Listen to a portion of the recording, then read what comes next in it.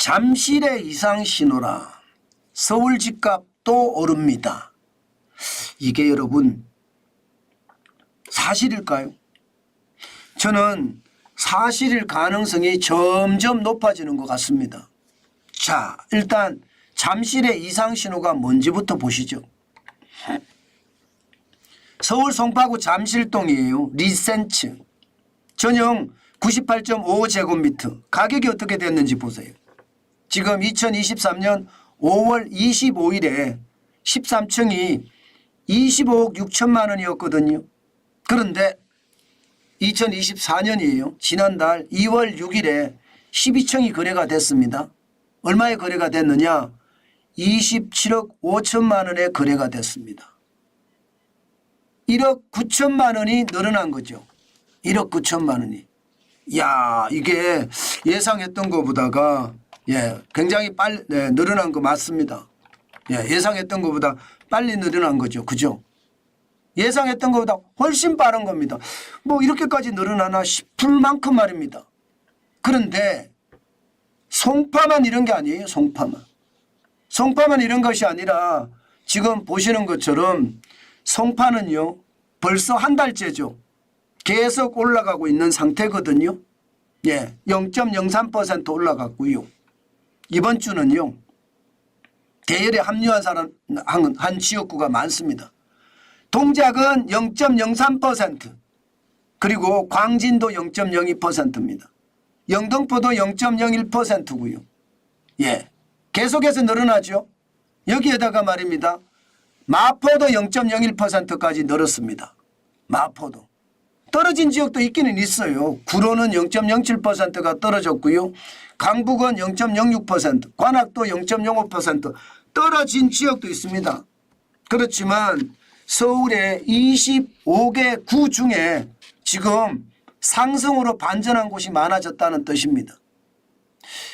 야, 이렇게 되면 여러분 집값 괜찮을까요? 지금 예상보다 공급이 쉽지 않아 보이거든요. 진짜로 쉽지 않아 보입니다.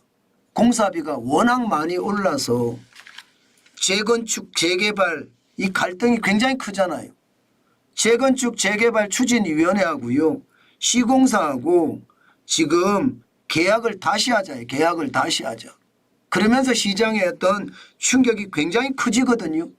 저는 이 충격이 앞으로도 계속 될 것 같아요. 왜냐하면 적게 올리는 것이 아니기 때문에. 재건축 공사비, 재개발 공사비 이게 다시 계약하자 하면서 올릴 때 10% 20% 올려서는 어림없거든요. 지금 올리는 것을 보면 30% 40% 올려도 안 된다예요. 50% 이상 올려야 된다예요. 그러면 재건축 재개발하는 입장에서 공사비를 50%를 올려주면 부담금이 어떻게 될까요? 부담금이 굉장히 커질 겁니다. 부담금이 커지면 결국 말입니다. 재건축 좀 이따 하자예요. 그렇게 되는 거예요. 재건축 지금 하지 말자. 좀 더 미루자. 이렇게 되지 않을까요? 저는 그렇게 될 수 있다고 봅니다. 그렇기 때문에 공급이 그만큼 줄어들어요. 그러면서 재건축 공사비는 늘고요. 공사비가 늘면 이게 분양가가 높아집니다. 분양가가 높아지면 자연스럽게 집값이 올라가거든요. 저는 그래서 잠실에서 일어났던 이 가격 27억 5천만 원은 사상 최고가거든요. 사상 최고가. 이렇게 올라간 적이 없습니다. 저는 이런 일이 다른 곳에서도 벌어질까 사실 굉장히 두려운 거죠. 지금 말입니다. 송파만 거래라는 법이 없잖아요. 동작도 광진도 영등포도 마포도 그런 일이 일어날 수 있다는 이야기입니다. 그런 일이 일어나고 많이 일어난다고 생각을 하면 결국 말입니다. 저는 시장에는 그만한 충격이 올 수밖에 없다 이렇게 생각을 하거든요. 게다가 말입니다. 여러분 제가 늘 여러분들에게 말씀을 드리지만 이게 거래량이 장난이 아니에요. 거래량이 점점 늘고 있습니다. 저는 이 거래량이 느는 게 이게 거래량까지 느네. 제가 그런 생각을 하거든요. 실질적으로 보시면 거래량이 작년 12월에 1824로 떨어지더니요. 1월에는 2570입니다. 거래량이 굉장히 많아졌죠. 2월에도 여러분 의외로 2월이라는 게 날짜가 짧잖아요. 게다가 설 명절이 있었습니다. 그렇기 때문에 거래량이 많지 않을 거라고 예상을 했거든요. 그런데 2월에 2095건이나 벌써 거래가 됐습니다. 작년 12월에 1824건을 넘어섰어요. 그러면 거래량이 앞으로도 계속 늘어난다는 이야기인가요? 지금 현재까지는 그렇게 보입니다. 현재까지는 거래량이 계속해서 늘어나는 그런 사태가 지금 일어나고 있다, 이렇게 생각이 듭니다. 거래량까지 늘면 여러분 결국 말입니다. 저는 시장의 가격들도 올라갈 수밖에 없다고 봅니다.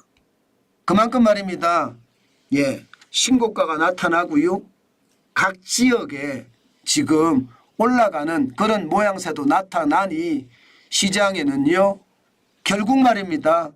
결국 집값이 오를 수밖에 없는 것은 아닐까, 그런 생각을 하게 되는 것 같습니다.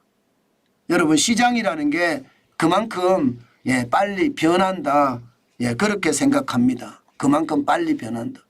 여러분 시장이라는 게 이렇게 변할 때 반드시 우리는 신경을 써야 되거든요. 제가 여러분들에게 임장을 해보자 그런 말씀 드렸잖아요. 그런데 지금은요 임장을 할 단계는 이미 아닌 것 아닌가, 이런 생각도 해봅니다. 왜냐하면 가격 자체가 굉장히 많이 달라졌으니까요.